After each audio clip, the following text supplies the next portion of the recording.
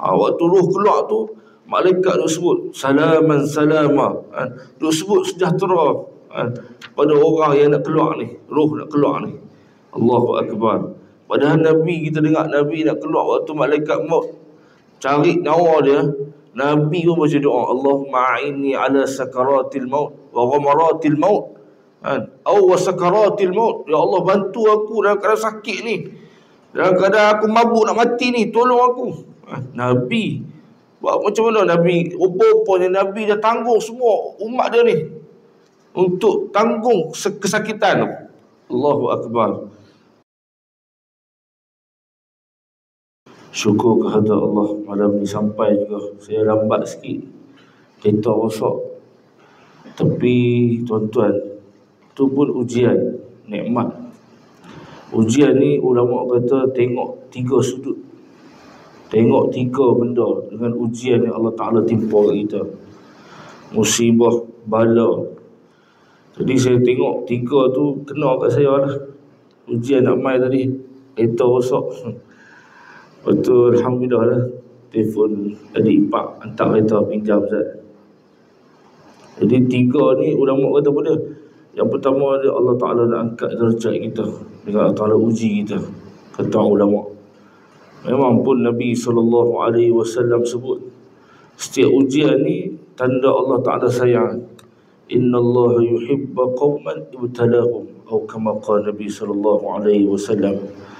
Tanda Allah Ta'ala sayang seorang tu, satu kaum tu, Allah Ta'ala uji seorang tu. Ujian tu untuk apa dia? Kata ulama, untuk angkat darjat. Yang pertama dia untuk angkat darjat kita. Yang kedua dia, Allah Ta'ala nak ampun dosa kita. Kita nampak nikmat sebenarnya. Ujian tu satu nikmat, bukan satu azab, satu benda yang menjadikan kita susah atau beban. Allah Ta'ala angkat darjat kita, Allah Ta'ala ampun dosa kita. Allahumma salli ala sayyidina Muhammad. Itu yang kedua, Allah Ta'ala ampun dosa kita. Jadi kita syukurlah. Apa saja ujian yang Allah Ta'ala bagi, itu satu nikmat untuk kita syukur pada Allah Subhanahu Wa Ta'ala. Jadi Allahumma salli ala sayyidina Muhammad. Allah Ta'ala nak ampun dosa kita. Yang kedua. Yang ketiga apa dia, tuan-tuan? Yang ketiga ni ulama selalu sebut, dan Allah Ta'ala angkat darjat, Allah Ta'ala ampun dosa, Allah Ta'ala nak bagi pahala, ajran kabira. Kalau kita sabar, kita syukur, itu balasan syurga. Dengan 3 ujian ni menyebabkan kita syukur pada Allah. Macam pengusi sebut, kita syukur pada malam ni dapat kita hadir walaupun dalam keadaan sibuk. Tadi saya nak mai tadi, dah lambat, bertembung dengan geng konvoi YB Badrul, mai kau tahu, geng motor banyak, ya Allah, macam escort Perdana Menteri Malaysia. Nampak kata, Masya Allah, ni zaman kebangkitan Islam. Orang suka, kita ni, kita jangan tengok satu sudut lah. Apa orang muda suka. Macam MB Sanusi buat tu, tengok baru ni main bola dengan geng TikTok, geng artis. Tu tarikan, makna kita tak dijumut, kita agak terbuka. Selagi mana tak bercanggah dengan syarak. Yang bercanggah syarak ni, ada podcast mana tahu, saya nak sebut pun tuan-tuan tahu, dia boleh menghalalkan yang haram. Perzinaan tu haram, boleh kata sebab darurat memang no.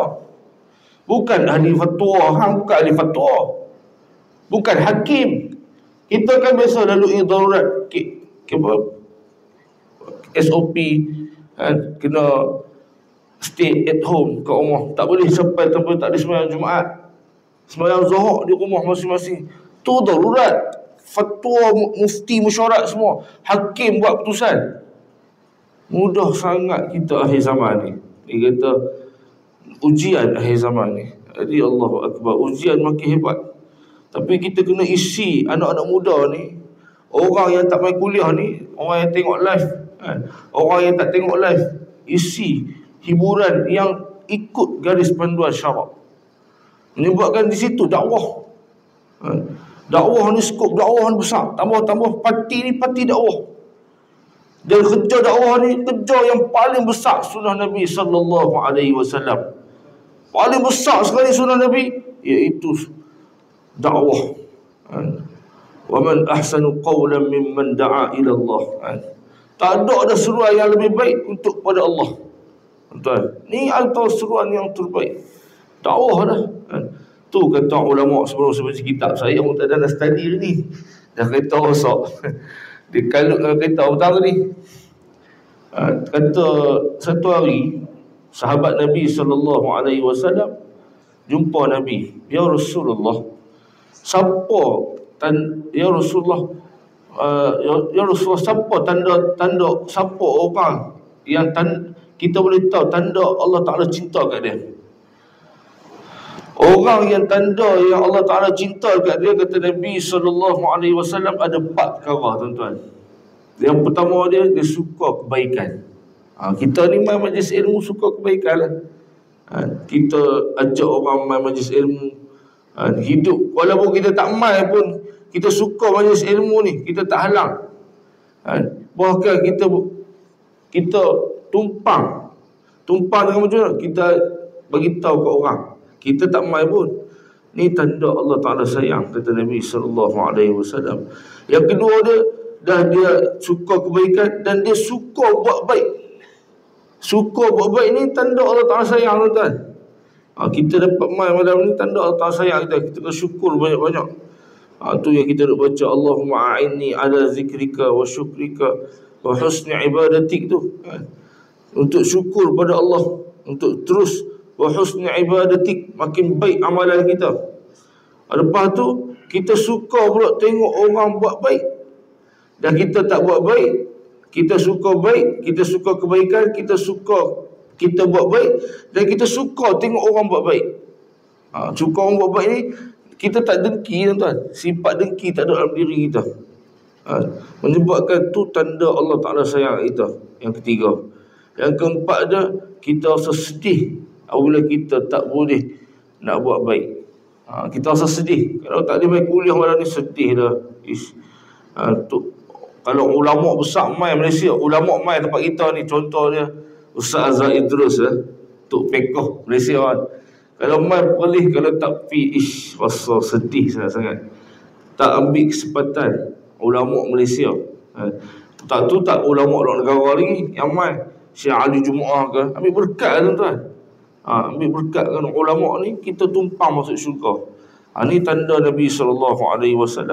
Tanda Allah Ta'ala cinta dekat orang yang buat 4 perkara ni. Jadi insya-Allah dengan 4 perkara ni kita ada dalam diri kita semua. Moga-moga Allah Ta'ala hidupkan kita dengan kita cinta para ulama, insya-Allah.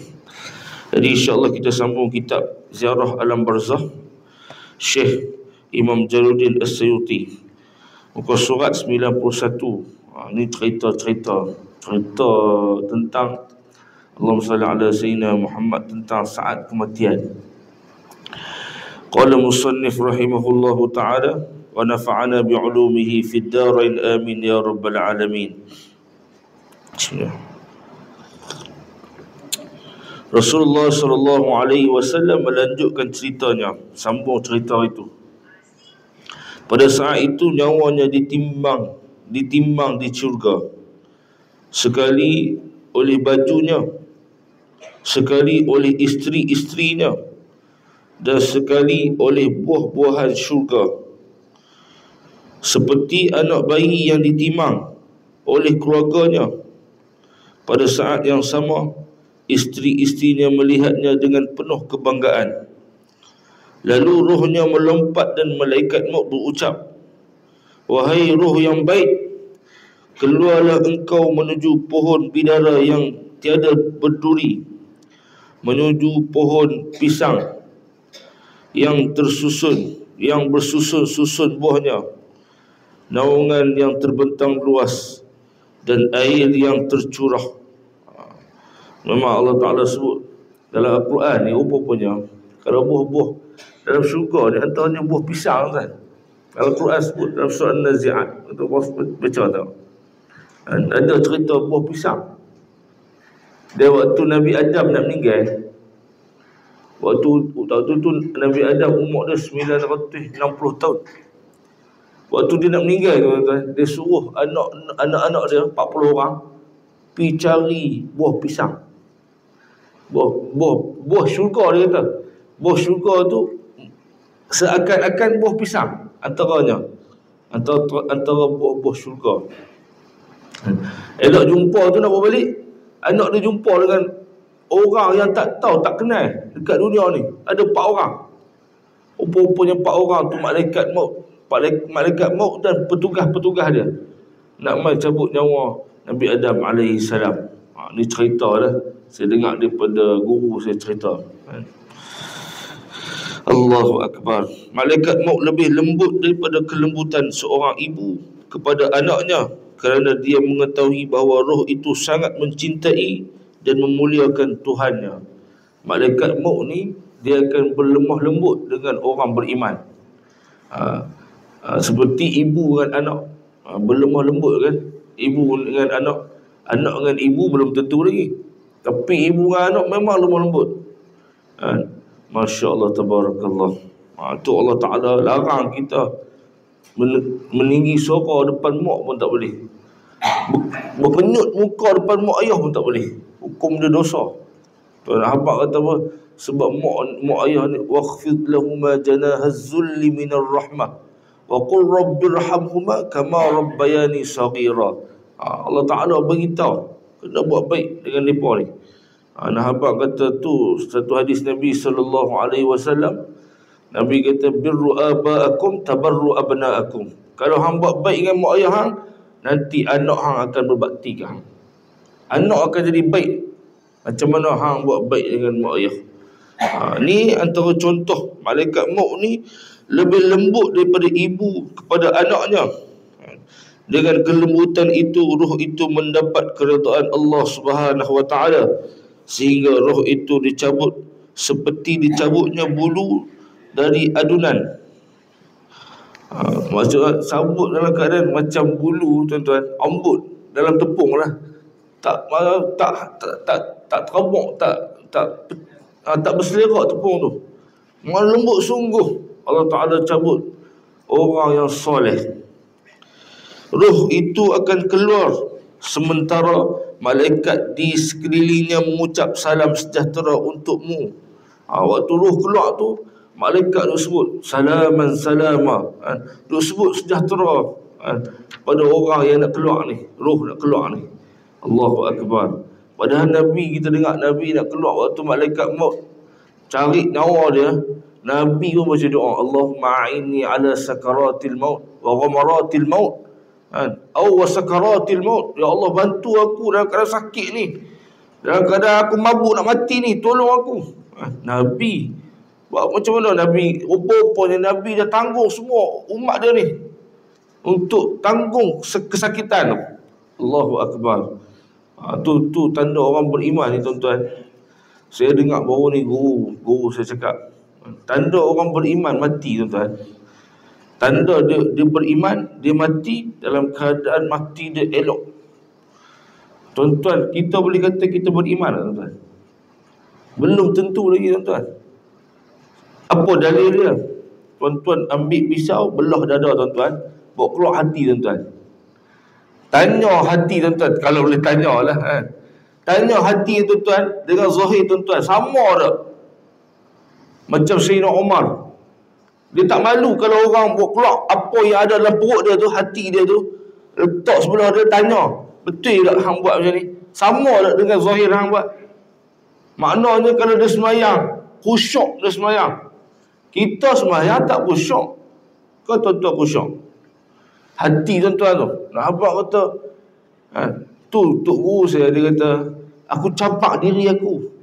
Aku cabak diri aku, hampa tengok waktu aku mati. Tu dia, tuan-tuan. Tuan-tuan boleh cabak, tuan-tuan. Cabak diri, tuan-tuan. Tanda tuan-tuan beriman nak istiqamah ni. Tuan-tuan cabak diri, tuan-tuan, untuk sentiasa beriman, taat pada Allah, takut pada Allah. Maknanya akal ni tak ikut nafsu. Kalau dengar azan, cepat-cepat mai. Kalau nafsu menguasai akal kita, dengar azan, tak lagi selimut lagi. Sebab orang sedap duduk atas katil lagi. Tu nak ingat mati ni payah. Bukan tuan-tuan saja yang bercakap, payah nak ingat mati. Sembahyang pun tak ingat mati.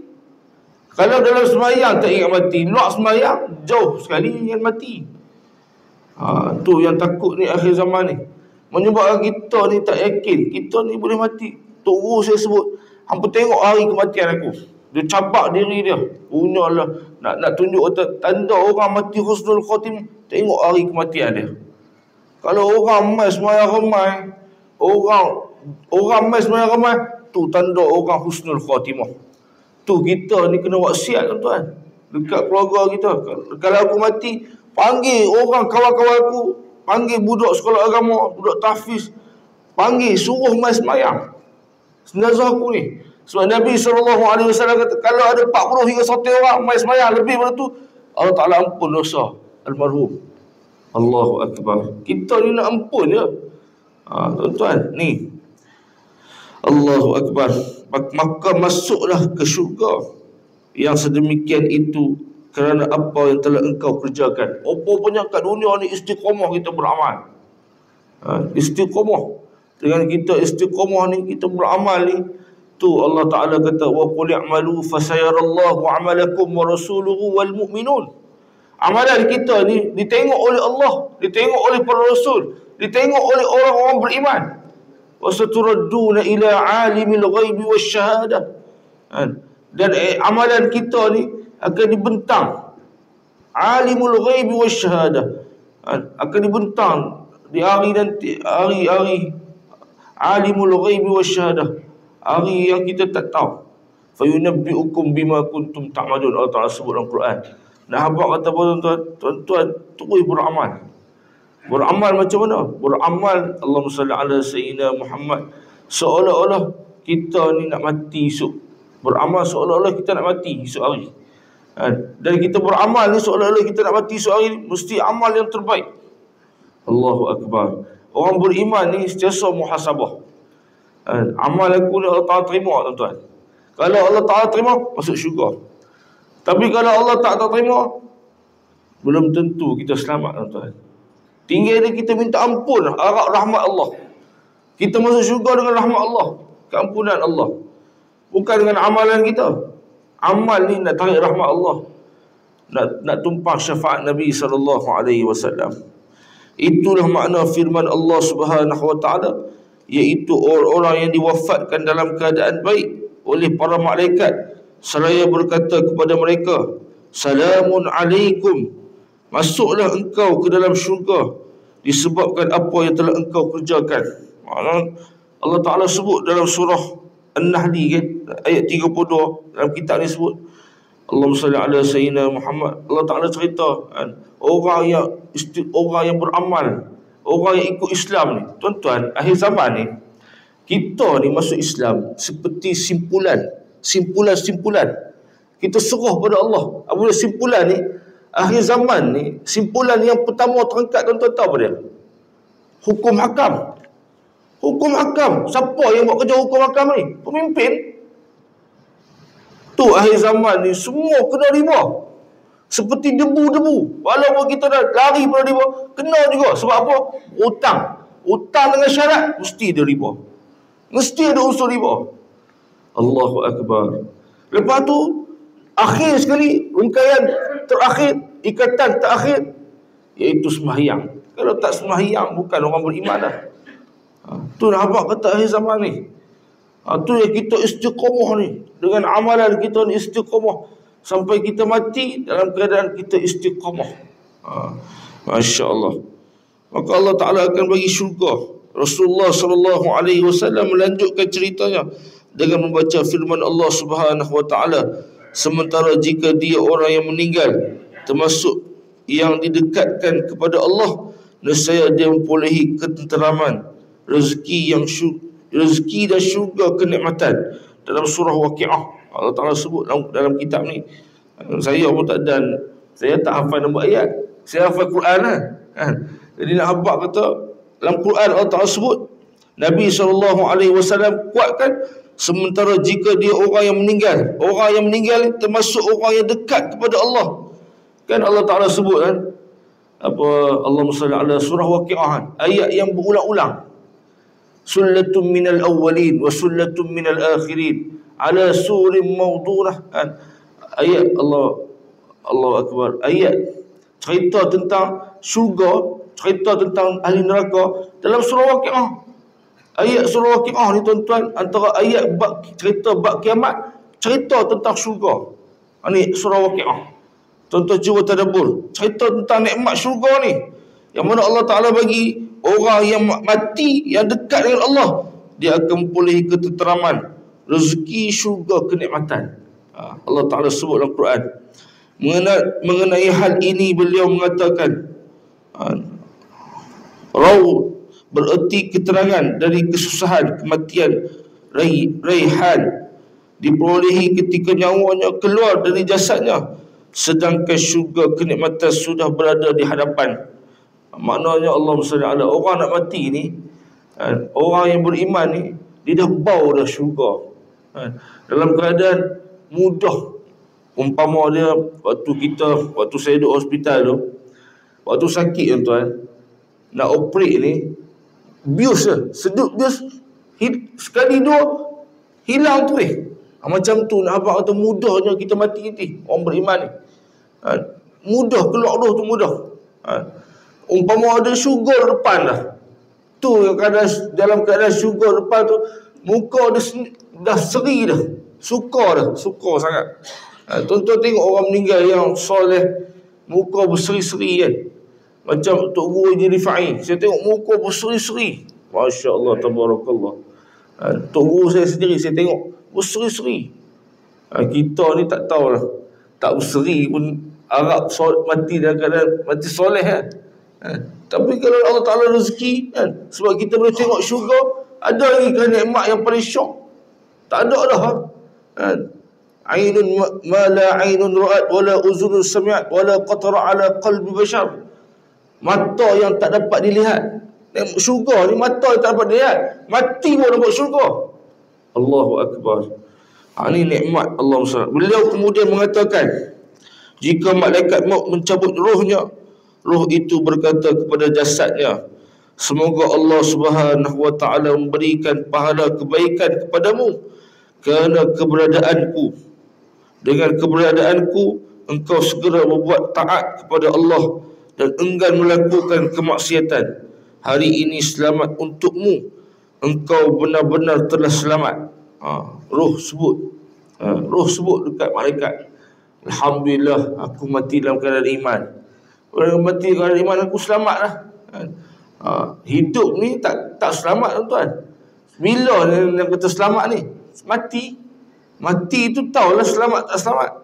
Apabila kita kata alhamdulillah aku hidup dalam iman dan aku mati dengan iman, yang kita duk sebut dalam sembahyang kan, dalam ikrar kita, qul inna salati wa nusuki wa mahyaya wa mamati lillahi rabbil alamin. Hidup aku, mati aku, urusan kerja buat aku, semuanya untuk engkau ya Allah. La syarika lahu wa bidzalika umirtu wa ana minal muslimin. Aku tak syirik kepada engkau ya Allah. Tuan-tuan, akhir zaman ni Nabi SAW sebut, aku takut orang munafik di kalangan ulama. Orang munafik di kalangan ulama cakap tapi dia tak yakin apa dia cakap. Ni aku takut ni, menyebabkan dia tak buat apa yang dia cakap. Ni akhir zaman yang Nabi SAW sebut. Allahu Akbar. Saya pun takut tuan-tuan. Baca ni untuk diri sendiri, peringatan untuk diri sendiri, peringatan untuk diri sendiri.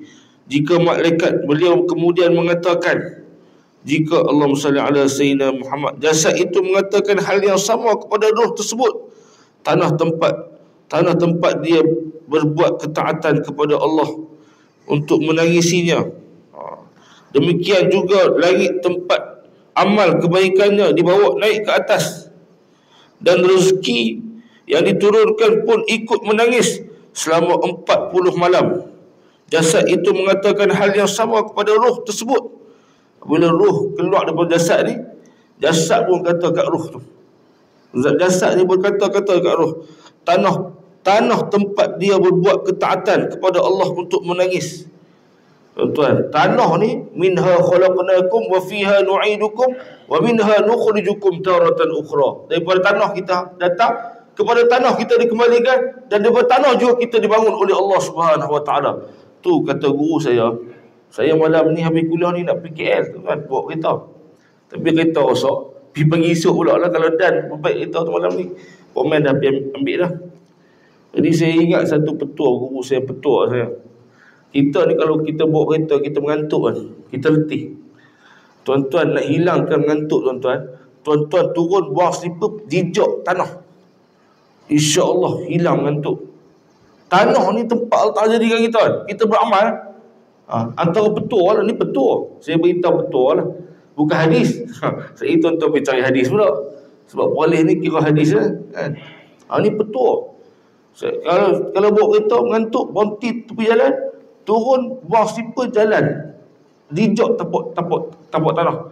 Tapi selalu je dekat highway ni payah jumpa tanah, jumpa tar pun tak buat lah, jijak tuan-tuan, InsyaAllah hilang mengantuk. Ni betul. Sebab tu dunia ni tempat kita buat ketaatan. Tanah ni tempat dia berbuat ketaatan kepada Allah, menangisinya. Kita kalau buat taat ni, oleh dia kita menangis dah. Sebab kita, Allahumma salli ala Nabi SAW kata, kalau hang tahu apa yang aku tahu, nescaya hang akan banyak menangis daripada ketawa. Mana ketaatan dia dengan teriak, minta Allah Ta'ala ampun dosa kita. Jasad kata kat roh. Demikian juga dengan langit, tempat amal kebaikannya dibawa naik ke atas. Naik langit ni macam Nabi SAW, Isra' wal Mi'raj. Mi'raj tu naik, naik anak tangga, naik. Macam tu amal kita ni, naik apa dia? Kita munajat kan, kita doa kan. Doa ni terangkat. Amalan kita sembahyang pun terangkat sampai kat langit. Ada amalan yang Allah Ta'ala tolak sebab amalan tu tak cukup syarat. Amalan tak cukup syarat. Tapi kalau amalan cukup syarat, sampai lepas lagi pertama, lagi kedua, sampai dekat Allah Subhanahu Wa Taala. Nak habaq kata amal kita ni, langit mana ada hubung kait dengan langit. Tu penduduk di langit dengan penduduk di bumi, tuan-tuan. Dia ada beza, tuan-tuan. Isra' wal Mi'raj ni, Isra' wal Mi'raj ni, bumi ni mulia sebab ada Rasulullah SAW. Langit cemburu. Langit pun nak tumpang mulia, naik Mi'raj, naik Nabi SAW. Kita ni waktu semayang tu Mi'raj tu, waktu kita semayang tu Mi'raj dengan Allah. Allah SWT. Kita ni tak usah ke tuan-tuan, Allah suruh kita semayang untuk apa dia? Untuk bercakap dengan dia. Ista'inu bis sabri was salah. Minta pertolongan dengan semayang. Waktu tu bercakap dengan Allah. Tu waktu yang paling banyak bercakap dengan Allah, tu semayang. Kita duduk Mi'raj. Ni antara amalan lagi. Kata musannif, Allahumma salli ala Sayyidina Muhammad. Dibawa naik ke atas, dan rezeki yang diturunkan pun ikut menangis.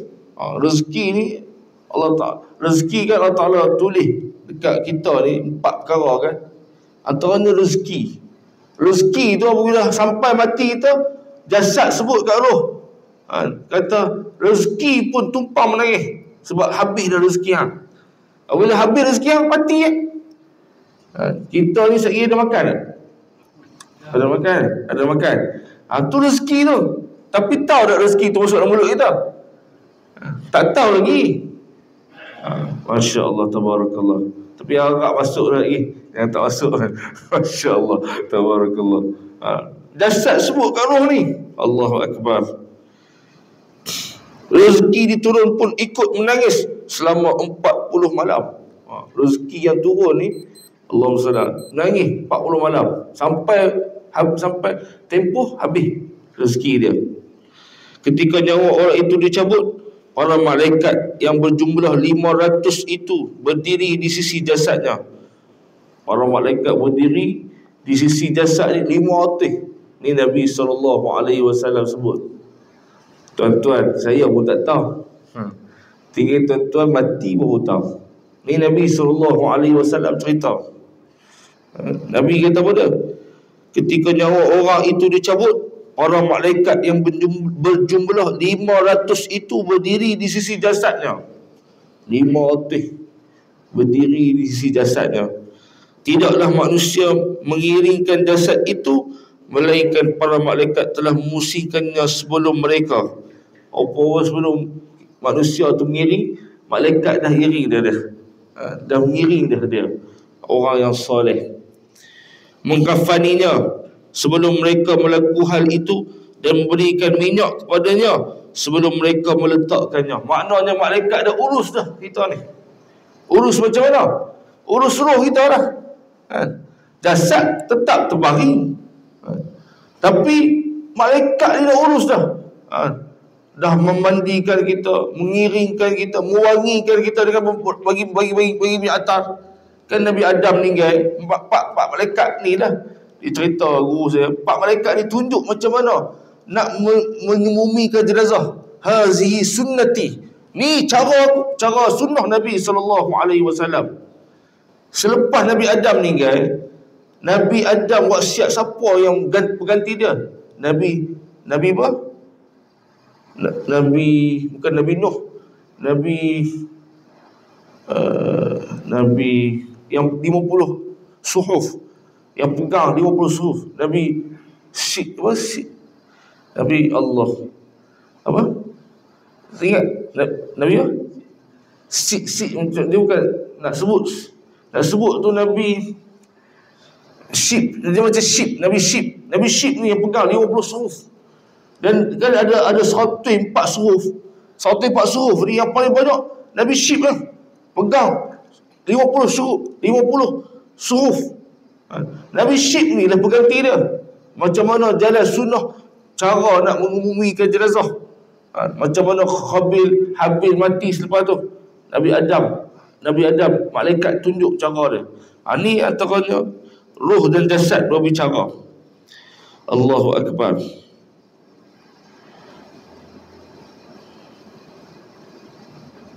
Dia dari pintu rumahnya, para malaikat berdiri berbaris sampai ke kuburnya dan menyambutnya dengan permohonan ampun kepada Allah.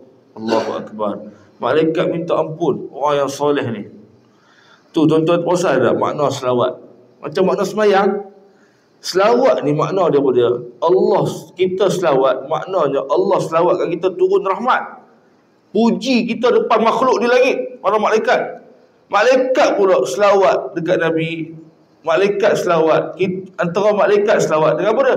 Minta ampun. Dan kita pula selawat dengan berdoa. Dengan selawat Nabi SAW, kita dapat pujian daripada Allah, rahmat daripada Allah, dapat doa daripada malaikat. Allah Ta'ala hantar malaikat minta ampun dengan amalan selawat tu. Lepas tu kita duduk dengan selawat tu juga kita berdoa, bermunajat.